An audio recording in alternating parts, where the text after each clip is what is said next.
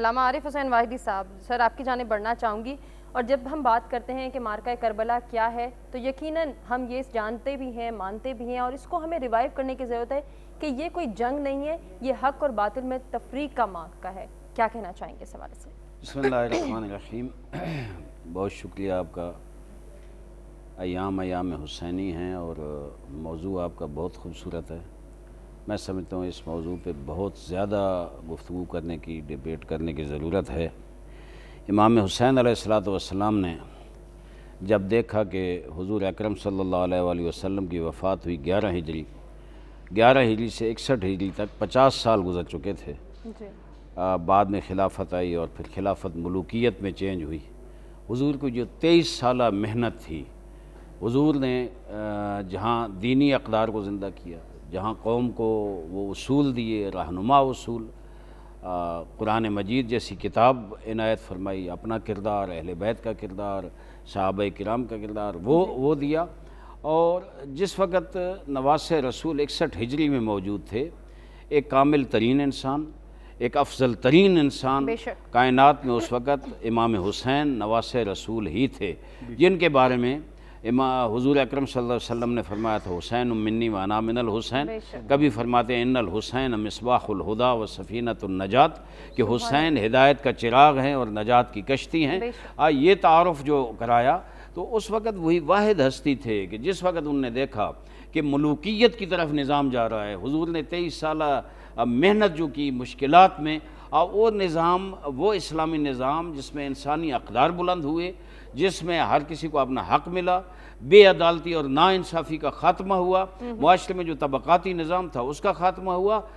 لیکن وہ اب پامال ہو رہا ہے، وہ سارے اصول پامال ہو رہے ہیں. تو اس وقت امام حسین نے یہ فیصلہ کر لیا کہ میں اس کے مقابلے میں سٹینڈ لوں گا، استقامت دکھاؤں گا. اور کیا خوبصورت سلوگن لے کر اٹھے. فرمایا کہ میں نانا مصطفیٰ کی امت میں اصلاح کے لیے اٹھ رہا ہوں. انما خرجت لطلب الاصلاح فی امت جدی محمد المصطفیٰ.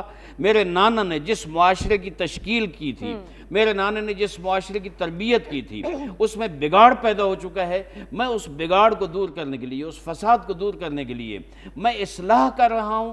اگلے دو جملے بہت عجیب ہیں. ارید ان آمر بالمعروف وانہی عن المنکر. معاشرے میں منکرات پھیل چکے ہیں، فساد پھیل چکا ہے. میں امر بالمعروف پھیلانا چاہتا ہوں، منکرات کو ختم کرنا چاہتا ہوں. اور سب سے بڑی چیز جو امام حسین کو نظر آ رہی تھی کہ سیرت مصطفیٰ اور سیرت مرتضیٰ مٹ رہی ہے. یزیدیت ان دو سیرتوں کی دشمن ہے. فرمایا ارید ان اسیر بسیرت جدی محمد المصطفیٰ و ابی علی المرتضیٰ. میں اپنے نانا مصطفیٰ اور بابا علی مرتضیٰ کی سیرت کو زندہ کرنے کے لیے جا رہا ہوں. اور یہ اعلان کیا جیسے مولانا صاحب نے فرمایا کہ کبھی یزید سوچے بھی نہیں کہ حسین سے اپنے ہاتھ پہ بیعت لے لے گا. اس طرف یزید تھا جو میں سمجھتا ہوں یہ سمجھتا تھا، اسے پتا تھا کہ میری حکومت، اور بھی کئی صحابہ کرام تھے جن نے بیعت سے انکار کیا تھا، لیکن جو پریشر حسین ابن علی پہ تھا وہ ان پہ نہیں تھا. کیوں؟ وہ جانتا تھا کہ حسین اپنا ہاتھ میرے ہاتھ میں دے دے گا جب، تو اس کا نتیجہ یہ ہوگا کہ مسلم معاشرہ یہ سمجھے گا کہ یہ حسین کا ہاتھ نہیں، یہ پاک مصطفیٰ کا ہاتھ ہے.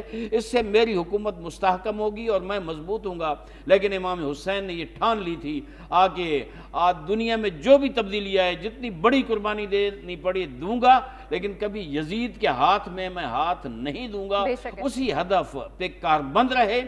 کربلا، عصر عاشور جب حسین شہید ہوئے، آخر میں بھی ہے ہاتھ من الذلہ کے نعرے لگاتے رہے کہ بیعت، یزید کے ہاتھ میں بیعت کی ذلت ہم اہل بیت قبول نہیں کرتے.